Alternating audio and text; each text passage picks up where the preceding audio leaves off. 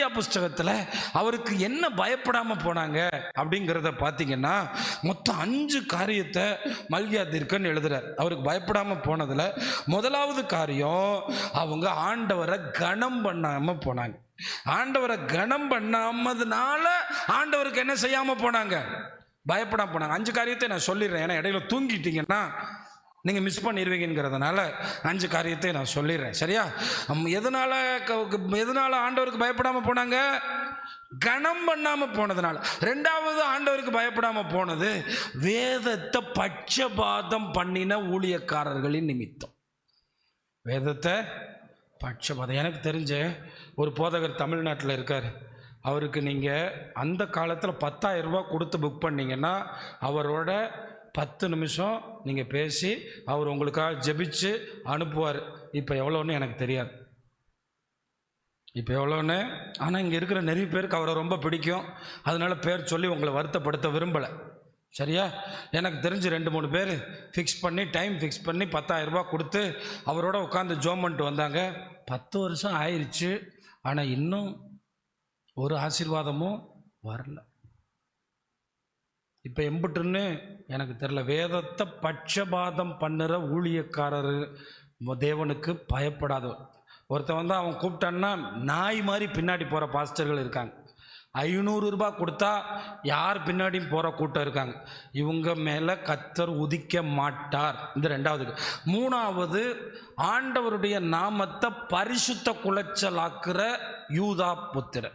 அப்போ ஆண்டவருடைய நாமத்தை பரிசுத்த குலைச்சலாக்குறவங்க தேவனுக்கு பயப்படாத. கல்யாணம் நடத்துவாங்க, ஒரு பக்கம் விக்கிரகத்துக்கும் தாலி கட்டிட்டு வருவான், இங்கே வந்து பாஸ்டர் வந்து நின்று காரியங்களை செய்வான். ஆண்டவர் வெறுக்கிறது பரிசுத்த குலைச்சல். ஒன்று கத்தரை வச்சு செஞ்சால் கத்தரை முழுசாக செய்யணும், அல்லேலூயா. இல்லைன்னா விக்கிரகத்துக்கு போயிடணும், ஆண்டவர் கண்டுக்கிற மாட்டார்.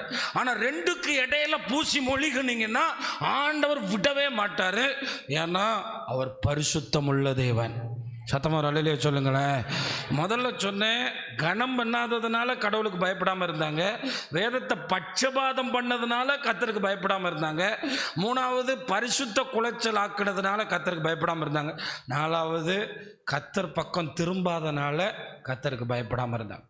கர்த்தர் கூப்பிட்டுக்கிட்டே இருந்தார், என் பக்கமாக வா, மனம் திரும்பு, பாவத்தை விட்டு, உலகத்தை விட்டு, கள்ளத்தனமாக சம்பாதிச்சதை விட்டு திரும்பி வா அப்படின்னு கூப்பிட்டாரு, வரல. 4வது, ஆண்டவர் என்ன கேட்க போகிறாருன்னு ஆண்டவருக்கு விரோதமாக பேசிக்கிட்டே இருந்தாங்க வீட்டில் உட்காந்து. ஆண்டவர் பார்க்குறாரு, ஆண்டவர் நடத்துகிறாரு அப்படிங்கிறதே தெரியாமல் ஆண்டவருக்கு விரோதமாக பயப்படாமல் பேசுனாங்க. சொல்லுங்கள், ஆண்டவருக்கு விரோதமாக சொல்லுங்கள், பயப்படாமல் பேசுகிறாங்க. இந்த 5 காரியத்தை தான் அந்த நாளில் அவங்க செஞ்சாங்க. ஆனால் ஆண்டவர் கடைசியாக முடிக்கும்போது கர்த்தருக்கு பயந்து இருக்கிறவங்க மேலே நான் உதிப்பேன், அல்லேலூயா. சத்தமாக சொல்லுங்கள். அது மட்டுமா சொன்னார்? அவங்களுக்கு ஆரோக்கியம் இருக்கும். ஆமாம், பக்கத்தில் காலை பார்த்து சொல்லுங்க, கர்த்தருக்கு பயப்படுங்க, ஆஸ்பத்திரிக்கே போகாமல் நடத்துவார், அல்லேலூயா. 85 வயசு ஒரு டாக்டர் சொல்கிறாரு, நான் மாத்திரையே எடுக்க மாட்டேன்னு. அப்போ சுருக்குன்னு குத்துது. அப்போ மனுஷன், நீ ஏன் டாக்டருக்கு படித்த, நீ ஏன் மாஸ்டர் டிகிரி படித்த, ஆனால் என்ன எடுக்க மாட்டாரா? ஆமாம், நான் பேராசிட்டமால் எடுத்தால் எனக்கு கொஞ்சம் உள்ள பாதிப்பு வரும் அப்படின்னு அவர் சொல்கிறார். நான் சொல்லக்கூடாது, ஆனால் சொல்கிறேன். நல்ல டாக்டர் அவர். என்ன சொன்னால் தெரியுமா? என்கிட்ட பேஷண்ட் வந்தால் அதிகமாக மாத்திரை கொடுக்க மாட்டேன், அடுத்தோட மாத்திரை நிப்பாட்டணும்னு சொல்லுவேன் அப்படின்னு சொன்னார். நீங்கள் பார்த்தீங்களா அவர் பேட்டி? யாராவது பார்த்தீங்களா அவர் பேட்டி? நல்லா எங்கே இருப்பார். 85 வயசுலையும் படியேறி தான் போவாராம். பெரிய டாக்டர் தமிழ்நாட்டில். பார்த்தீங்களா? நான் 90 வயசு தாத்தா ஒருத்தர் கோயம்புத்தூர்லேருந்து பேசுவார்ல, அவரை சொல்லலை, நான் இன்னொருத்தரை சொன்னேன். இளம். நான் ஆண்டவர் அறியாதவர்களுக்கு ஆரோக்கியம் இருக்குன்னா அவர் செட்டைக்குள்ளே என்ன இருக்கான்? தேவனுக்கு பயப்படுங்க, ஆரோக்கியமாக இருப்பீங்க, அல்லேலூயா. நீங்கள் பேசுகிற வார்த்தையை தேவனுக்கு பயந்து பேசுங்க. அது எஜமானனுக்கானாலும் சரி, அது பிரைம் மினிஸ்டருக்கு எதிரானாலும் சரி, அது அதிகாரிகளுக்கானாலும் சரி, யாருக்கானாலும் சரி, தேவன் நியமித்தவைகளுக்கு கவனமாக பேசுங்க. ஆனால் அவர்கிட்ட இருந்து சுகம் கிடைக்கும். அவருடைய செட்டைகளில் என்ன இருக்குது?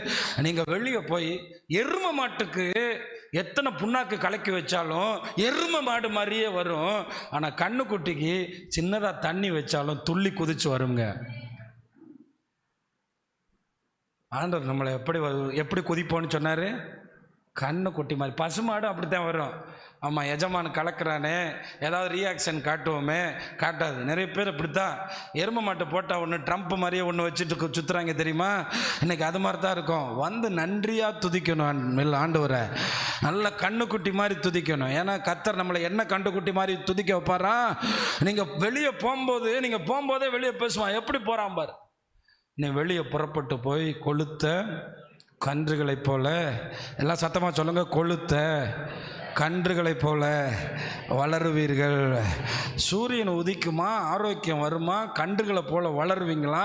அப்போ நான் ஏன் கர்த்தருக்கு பயப்படாமல் இருக்கணும்? 103 சங்கீதத்தில் அம்புட்டு ஆசீர்வாதம் இருக்கியா? வேணாமா? மேற்குக்கு கிழக்குக்கு எவ்வளவு தூரமோ அவ்வளவு தூரமா நம்முடைய பாவங்களை. ஆமாம், நம்ம சந்ததி ஆசீர்வதிக்கிறான். 103 நான் கண்டுபிடிச்சதும் கர்த்தருக்கு பயப்படணும்னு, மல்கியாவில் நான் கண்டுபிடிச்சதும் கர்த்தருக்கு பயப்படணும். நல்ல கவனிங்க. அடுத்தது என்ன சொல்கிறாரு? துன்மார்க்கரை மிதிப்பீங்களா?